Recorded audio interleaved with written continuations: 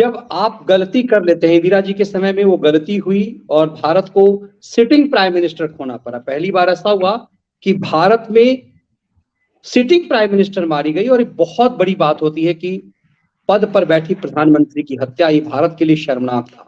उसके बाद भारत ने एक सीख ली। इसके बावजूद, उस गलती के बाद भी, यदि वर्तमान पंजाब सरकार के संरक्षण में सब चीजें चल रही, जैसा आरोप लगता है, जिस तरह से अरविंद केजरीवाल के ऊपर सीधे तौर पे उनके मित्र कुमार विश्वास लगाते हैं, और केजरी ने आज, जो कि केजरी इतने बड़बोले हैं, हर चीज में उल जुलूल बयान देते हैं, इस पर चुप्पी संदेह तो और बढ़ा रहा है।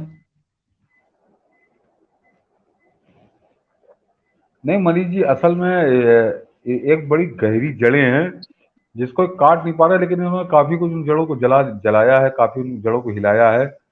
कि एक तथ्य और रख दूं मनीष जी, कि इस पूरे घटनाक्रम में अंग्रेजों से लेके मैंने कांग्रेस और केजरी तक की तो कहानी सुनाई, लेकिन जिसमें जो सबसे बड़ी भूमिका है इस पूरे मामले में, वो मनीष जी तथाकथित ये जो सेकुलर राजनीति है, ये कांग्रेस और कम्युनिस्टों की, इनकी राजनीति है। एक उदाहरण देता हूँ मनीष जी, दर्शकों के समझ में आसानी से आ जाएगा। कि मैंने बताया था कि वो एसजीपीसी बनी 1920 में, अकाली दल भी बन गया, लेकिन उसकी कोई पकड़ नहीं थी, कोई पहचान नहीं थी, और उसकी नहीं सुनी गई। पंजाब बना 1966 में, जब देश को महसूस हुआ, तब तक ये इस तरह का काम नहीं कर पाए थे। और मनीष जी, सिखों का एक बड़ा सम्मान था, आज भी है।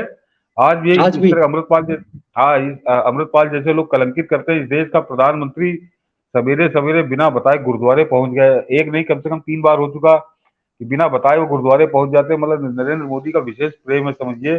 कभी कोई प्रधानमंत्री झांकने नहीं जाता था, वो इतना स्नेह दे रहे हैं, सम्मान दे रहे हैं। ये अमृतपाल जैसे लोग आ जाते हैं दूध में मक्खी की तरह। उसका कारण समझिए कि अयोध्या का जो ब्रह्म कुंड गुरुद्वारा है, बड़ा ऐतिहासिक गुरुद्वारा है वो।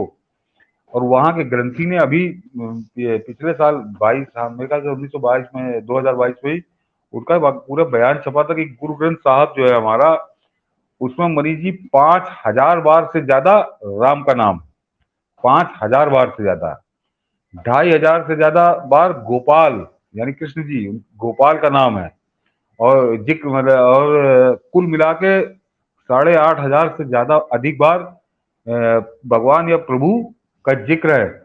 तो जिस गुरु ग्रंथ साहब का वो एक तरह से पूजा करते हैं, उनमें 5000 बार राम का नाम है, 8500 प्रभु भगवान के जिक्र है।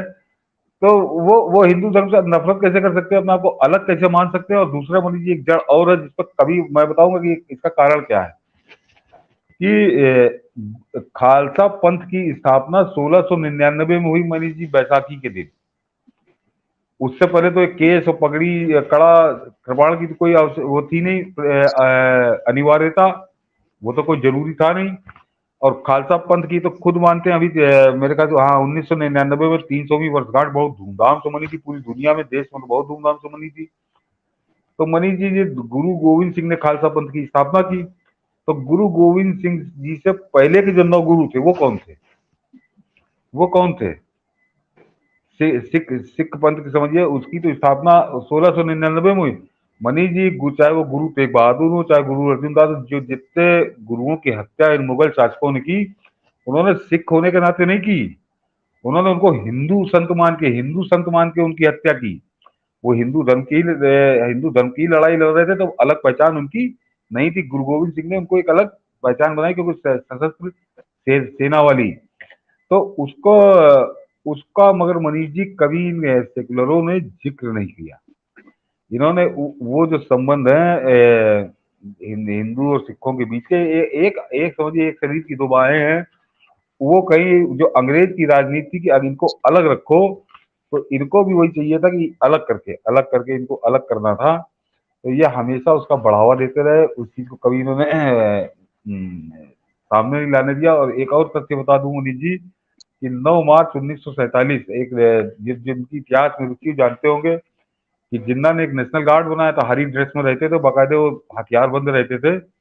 और उन्होंने 9 मार्च 1947 को बाकायदे स्वर्ण मंदिर पे 2 बार उन्होंने हमला किया, एक बार 6 मार्च को और एक बार 9 मार्च को। और अगर वो हमला हो गया होता तो समझिए स्वर्ण मंदिर की क्या स्थिति हुई होती। और दोनों बार उसको उनसे लड़ने वाले, उनसे टक्कर लेने वाले क्योंकि सिख वहाँ बड़ी कम संख्या में थे। और 9 मार्च को तो वहाँ 100 के करीब जो थे श्रद्धालु अंदर थे गुरुद्वारे के। तो संघ संघ के ही जत्थे पहुंचे थे और पूरी भीषण युद्ध हुआ। उन नेशनल गार्ड्स को मार के, मतलब उसमें छोटे छोटे बच्चों ने ऊपर से जलता हुआ तेल उनके ऊपर फेंका। बड़ी भीषण लड़ाई हुई थी। लेकिन क्योंकि इनकी संघ से दुश्मनी है और इस कहानी से हिंदू सिखवादी उनके संबंधों को थोड़ा बल मिलेगा। ये कहानी बिल्कुल गोल हो गई, बिल्कुल गोल हो गई।